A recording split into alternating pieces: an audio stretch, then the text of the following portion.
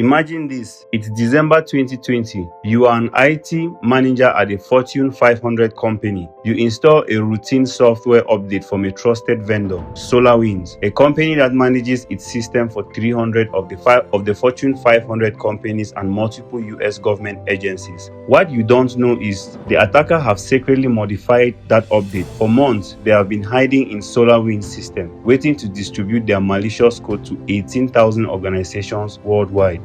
This wasn't just a hack, it was a digital Pearl Harbor. And the shocking truth, this entire disaster could have been prevented with basic cryptography that we are going to learn in this video today. Welcome to our project, building the security that could have stopped the SolarWinds attack. Let's step in.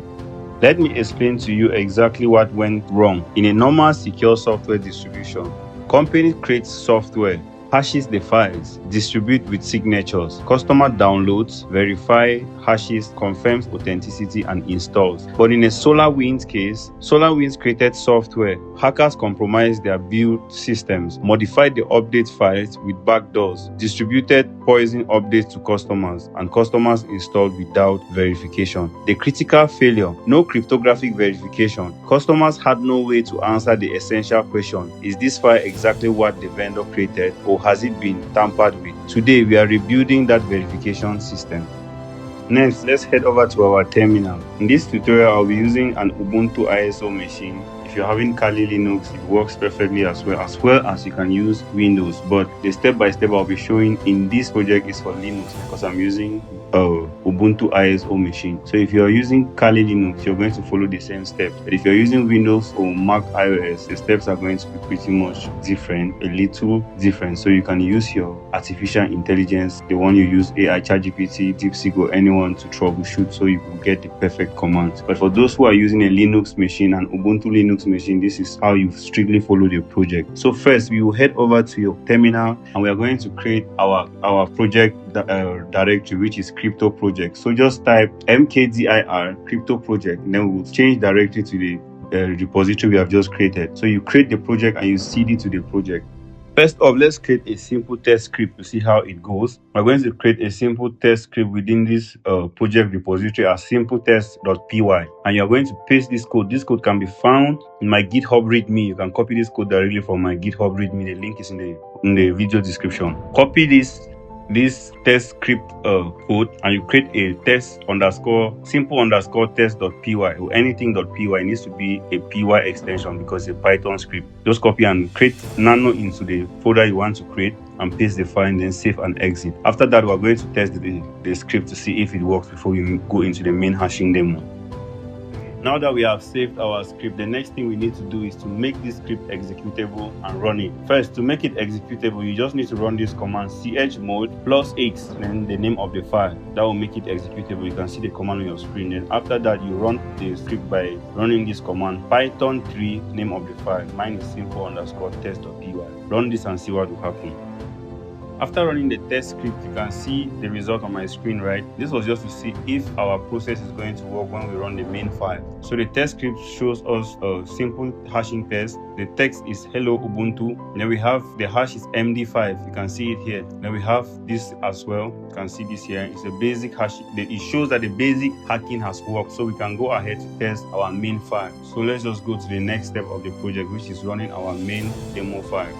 Now that we have confirmed that our test script is working, let's go ahead and create our main script and run our demo to see our results. So first, I'm just going to head over back to the download folder where my project folder is, and I will ls to confirm my project folder. You see we have crypto, so I will cd to crypto. I'll cd to crypto folder, and I'm going to create the main folder inside now. So let's just name it something like the main file, which is nano main.py.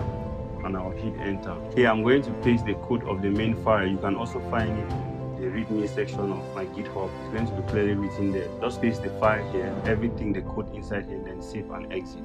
Now that we have saved our main project in our file main.py, we need to make the file executable and then run the main project and see the result. So let's go ahead and make the file executable by running these commands on your screen. Now you can see my screen after running this command gmod +x main.py and running the main file, which is python3 main.py. I got the result here. Cryptography demonstration Ubuntu server. All computation done locally. No internet needed because we did this off internet, right? So these are the basic hash functions here. You can see the message here. You can see the hash type, which is MD5. We have SHA1 and this as well. You can follow them too here. You see here message, which is the password, and you have the hashes here as well. And if you go down here, you're going to see this as well. We have the hash properties here. You can go through this as well. We have the file integrity here. We have every information we needed for this, and like I said, all of this is done offline. It's done locally. So this is the main file. This is how cryptography works. So we have another third section of the project that we'll be going to right now, which is the OpenSSL demo. So we are going to create another demo script for an OpenSSL.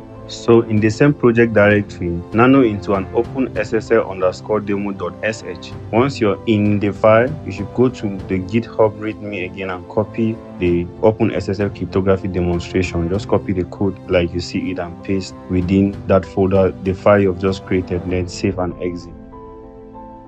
Now the next thing we need to do is to create a file in our project folder for OpenSSL. So I will just nano into this file. This is the name of the file I'm using. You can use the same name, OpenSSL_demo.sh, and I'll hit enter. And here I'm just going to paste my OpenSSL script, my demo script here. You can copy it from my README on GitHub as well.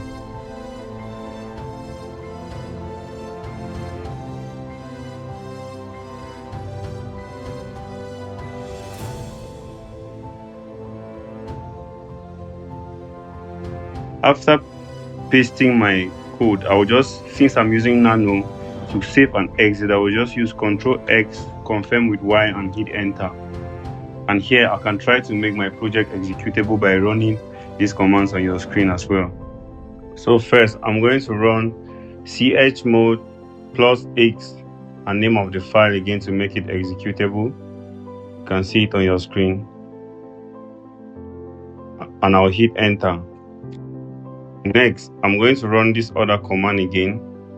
This is just to confirm that the file is now executable, right? You just run ls-la name of the file, which is OpenSSL_demo.sh.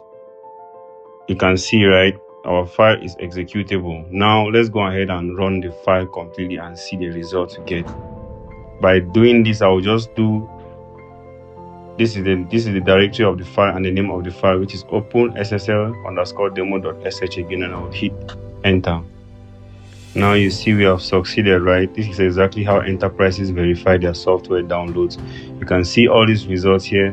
If you go through the result, you're going to see each heading specifies what the tool does. So we have so many different tools here under this file that you can use to secure, be it a company, an organization, large or small. You can use all these tools because these are industry standard tools.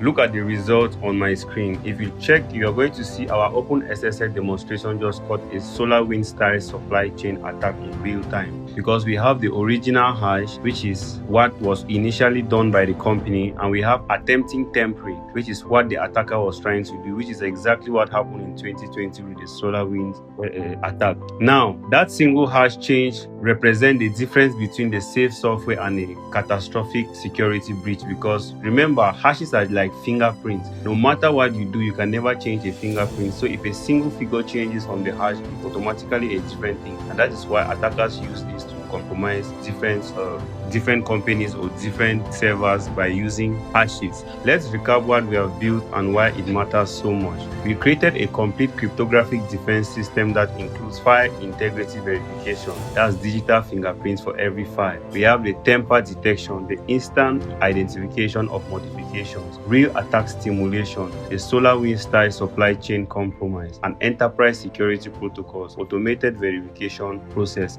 Every component working together to create an unbreakable chain of trust. Let me be crystal clear about what was at stake here. The SolarWinds attack consequences: 18,000 plus organizations compromised worldwide. US government agencies breached for months. Fortune 500 companies with backdoors installed. Months of undetected access for hackers. Billion in damages and recovery costs. So our cryptographic solution prevents silent backdoors installation, hashes changed instantly, long-term compromise, detection happens immediately. We have mass distribution, every customer can identify or verify independently. Data theft, malicious update get rejected automatically. This isn't theoretical, we just demonstrated the exact security control that was missing in one of the worst cyber attacks in history. Now, you might think I'm not a Fortune 500 company, why should I care? This affects everyone who downloads software or apps, uses online banking, stores personal data, runs a business, or uses cloud services. For organizations, this is essential for software supply chain security to verify all third-party code. We have compliance requirements to meet security standards. We have incident prevention, stop attacks before they start, right? Then we have customer trust, prove your security practices. The simple truth: if you trust software updates, you need cryptographic verification. So here is the essential lesson from our project. Supply chain attacks are real. SolarWinds proved they can happen to anyone. Cryptographic verification works. We demonstrated it catching an attack. The tools are available. OpenSSL and hashing libraries are free and accessible. Implementation is simple. Basic script can provide enterprise-level security. Verification should be mandatory. Never trust, always verify. The most important lesson: you don't need to be a cryptography expert to implement basic security controls that prevent catastrophic breaches. This project demonstrates a fundamental shift in how we approach digital security. So if you love this project and want me to drop more projects on cybersecurity topics, tutorials like this, do not forget to support the channel by hitting the subscribe button, hit the notification button so that you can be notified whenever I drop a new video. And don't forget to share this with your friends. Let's build the strongest cybersecurity community in Africa. I'll see you in the next video.